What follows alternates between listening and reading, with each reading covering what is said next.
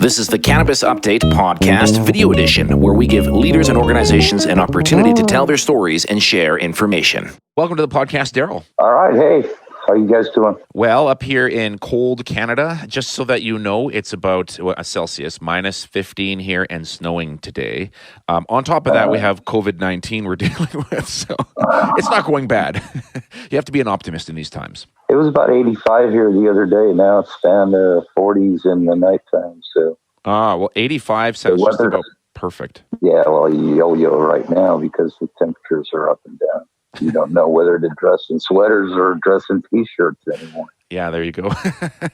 Well, the reason we have you on today is because you are a genuine cannabis person who has actually had COVID-19 and survived. I saw you on Twitter. I read your bio and I thought, oh my God, I got to talk to this guy and get his story. So firstly, welcome. Can you give us a couple of basics? First of all, I saw on your Twitter bio, you belong to the Church of the Holy Smoke.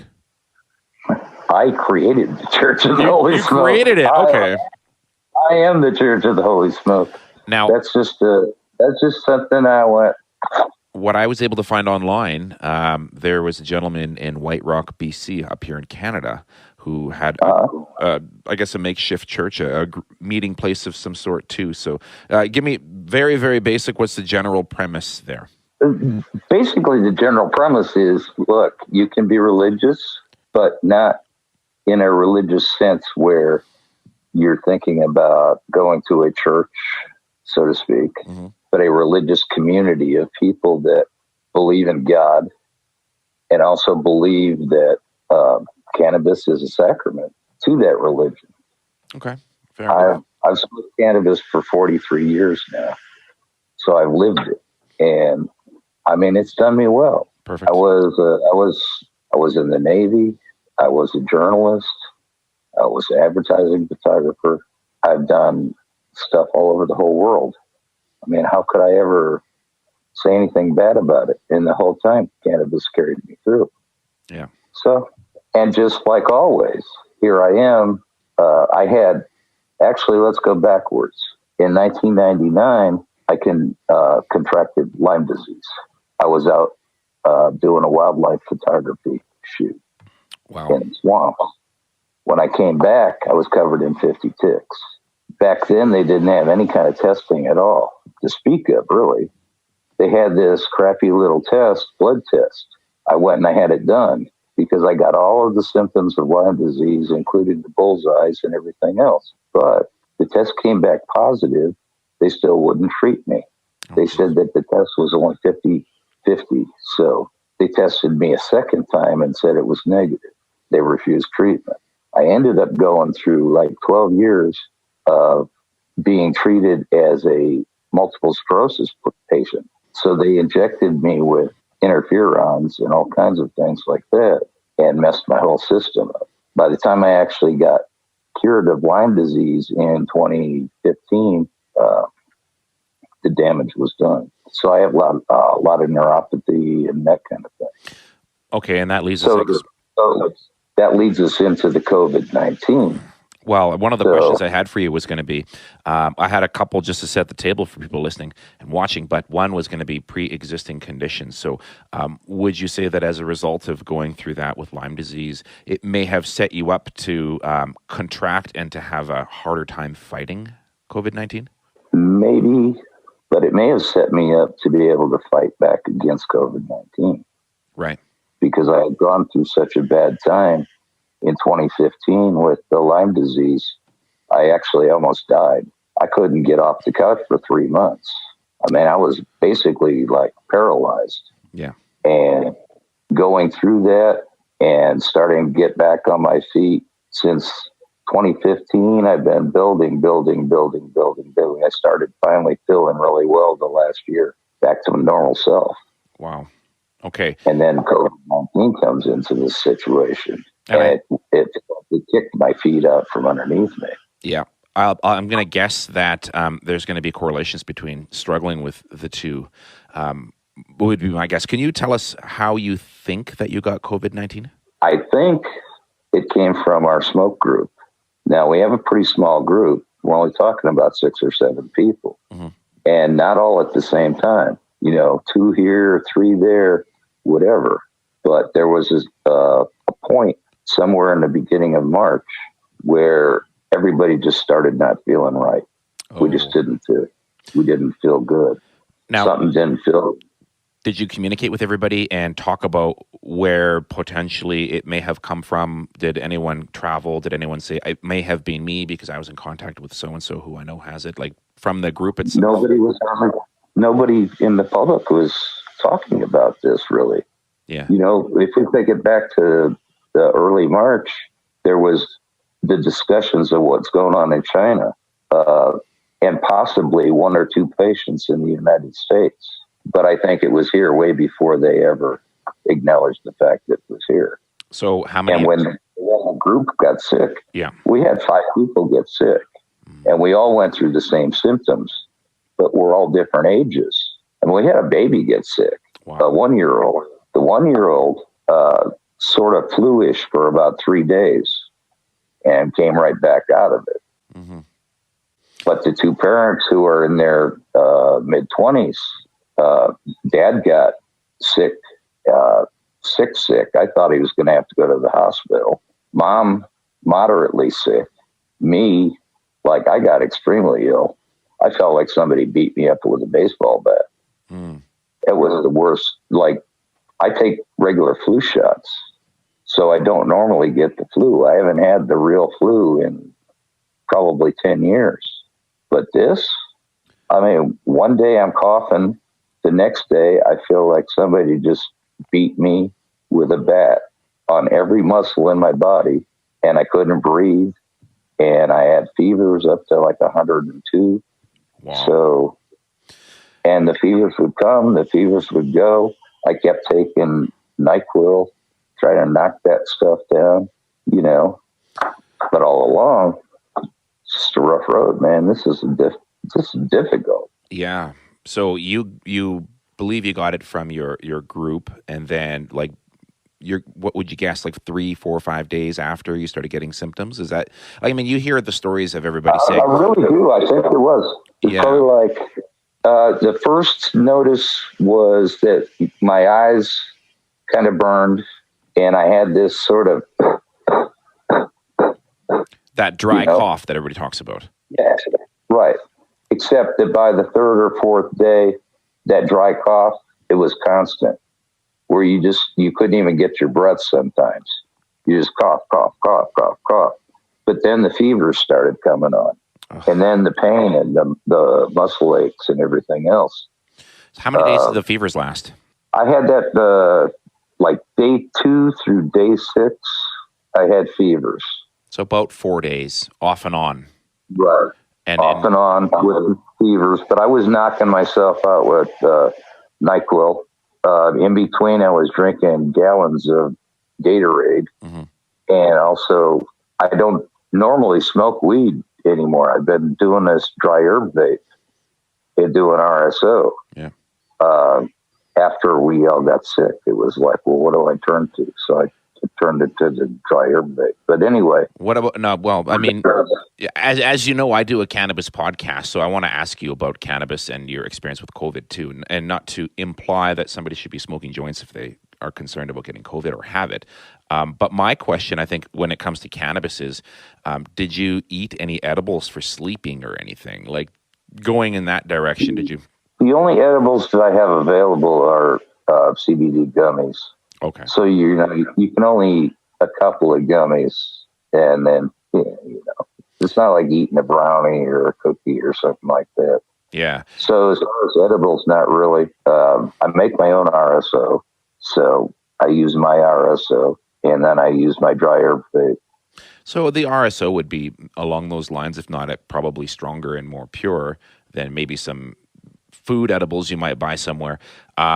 Did that at least help calm you? Did it help you sleep? Did it do anything for you? Or did you feel like this was just out of your control, especially during No, I think the cannabis was especially good. When you get sick like this, you start having sort of anxiety attacks. Like, oh my God, I don't want to end up in the hospital. Right. Oh my God, I see these people are dying on TV. I don't want to end up there. Mm-hmm. It at least calmed down the anxiety.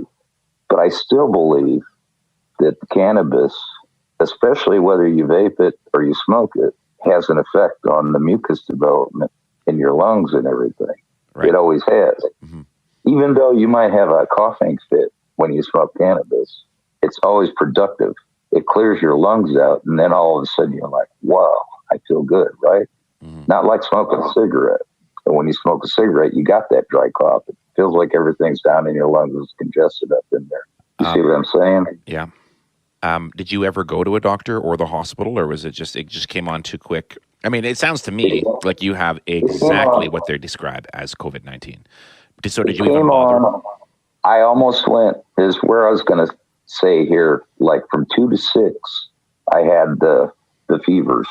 On day 7, it was like, oh, I feel pretty good. Maybe this is all over with. But then on day 8, it came back. It was twice as bad. I actually felt like I had pneumonia. You very well could have had pneumonia. A lot of people are getting that. I had the tightness around the chest and everything else. And I hadn't been able to eat anyway for probably 4 or 5 days. But I was sick again on day 8, and I didn't know what to do. And I was about that close to calling and going to the hospital. But they had only gotten the test equipment like the day before that happened.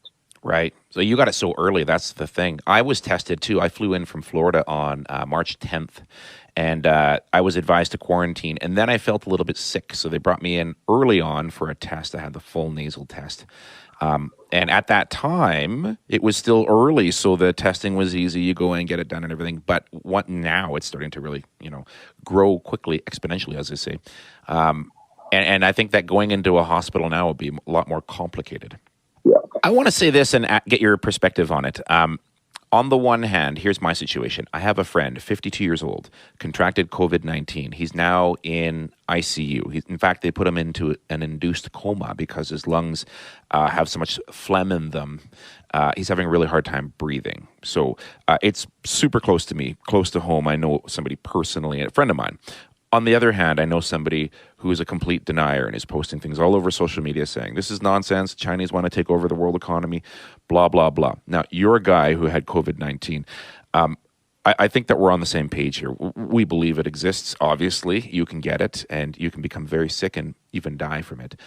What do you have to say to people who aren't believers yet, or who think that maybe it's not as transmissible as what they're saying? I preach. I've been preaching. I've been preaching to everybody that'll listen. But I still, even up here at the 7-Eleven, they sit at a juncture on a major interstate. There are people coming from Georgia, from North Carolina, from New York, from wherever, driving through there all the time, pulling into that gas station. I talked to the owner over and over again because they don't have any masks and they don't understand how bad this can be. Well, even my daughter's 22 years old. She still thinks it's sort of I won't get it. She may have had it, though. Yeah. We don't know. Maybe she didn't have any kind of symptoms, because she gets headaches and things like that. So, you know what I'm saying? Yeah, no, I hear you, man. There's so many people out here that don't believe it. They think it is just some kind of funky flu, but it's worse than the flu. I mean, in all honesty, when I was in the Navy, when you go in, they shoot you in boot camp full of, numerous vaccines. But one of the vaccines they give you is a yellow fever vaccine. The yellow fever vaccine, almost every single time, at least 50% of the whole company gets sick for a week. They are confined to the barracks, and they are sick as sick can be. This felt like yellow fever. That's how bad it was. Well, let me ask you this question then. All of us, anyone who listens to this podcast is likely a cannabis consumer. We've all stood around with friends and shared a joint. This is presumably how you contracted it as well. Will that change the way that you consume cannabis socially in the future? Yeah, I don't think so, man. No? So once this wave is gone...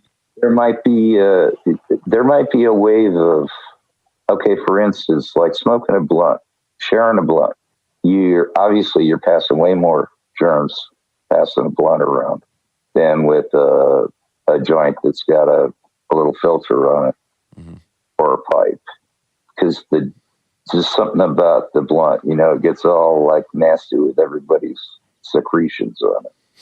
But the whole social thing about smoking weed, I don't know if that can ever really go away. I know. How can you ever take that away? Of all things that we do socially, though, like we don't generally pour yourself or get yourself a beer and pass it around to your buddies. You generally keep your own drinks to yourself. A lot of the things that we do, you would have one for you, one for someone else. But when it comes to weed, it's kind of like culturally, you pass it around, you share your good stuff with your friends, you talk about it. Exactly. And I wonder if that'll have a bit of an effect, or if people will have inhibitions about passing joints around in the future from here forward. I mean, you're a perfect case scenario. You're a guy who was with friends who shared weed and COVID-19 as a result. So I think it's something that we're all going to have to look very carefully at in the future. But now we look at ourselves like this creep. We're like, well, now we're immune, right? Yeah, I guess so. Are we? I don't know if we are or not, to be honest. It's like, okay, this is 25. Day 25 since the beginning of it. And I read something yesterday that tells me that it can actually, the effects can go between 34 and 43 days. So then what is the long term beyond that? Is it something that's going to be a recurring? I don't know. And they talk about... let's say like arthritis, for instance. Okay, arthritis, you can go, let's say, a month with no problems with your arthritis, and then all of a sudden your knee falls flares out, right? up. Yeah. Right. So I don't know what to think about it, but I still think it's a social activity that it's going to be difficult to get rid of. Yeah. The same way, the peace pipe, Indian peace pipe, that's the whole concept behind it, right? Mm-hmm. To pass the love between everybody.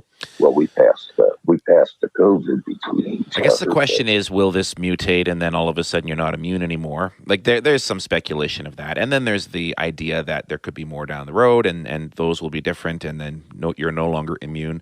I don't know. I guess like if you have a bong or a pipe and you're with your close friend, maybe it won't be socially weird to wipe the mouthpiece before you have a pull on it. I don't know. These are just questions I think about now. Because these are all things that we do, right? And like the dry herb vape, well, I never share that anyway. Yeah. That's my dry herb vape. It's just like any other kind of vape you would carry around, your tobacco vape. You don't share it with anybody, right? I don't share cigarettes with anybody. Yeah, cigarettes you don't. Well, your story is crazy, man. Like, blows my mind. And I think we're going to have more and more stories like this as this virus spreads, unfortunately. You're you're the first wave. You just happen to be a great communicator and a cannabis person, and I just wanted to get you on the podcast. Do you have any final thoughts? I'm just saying cannabis helps almost everything that I've ever experienced in my life, whether it was depressive issues or it was pain or it was anxiety or even this kind of illness. I found a benefit in one way or another. So smoke weed every day. On that note, thanks for doing this, Darryl. I really appreciate it. And if anybody wants to follow Darryl on Twitter, he's at hemp4victory on Twitter. Well worth it. I just started following you the other day. I went through your timeline. I'm like, oh, this guy is super cool and lots of insight. So thanks for doing this. I'm going to publish it probably by tomorrow, and hopefully your story gets out. And there's a lot of cautionary but solid intel there. At least your perspective on what you felt, how you got it. I think people are going to learn a lot from this. Thanks for having me on. Appreciate it, brother. Take care. Thanks for listening to the Cannabis Update podcast. We do our very best to be as accurate as possible, but take no responsibility for inaccurate details or facts. If something interests you, we're glad to have brought it to your attention, but please take the time to research the details for yourself.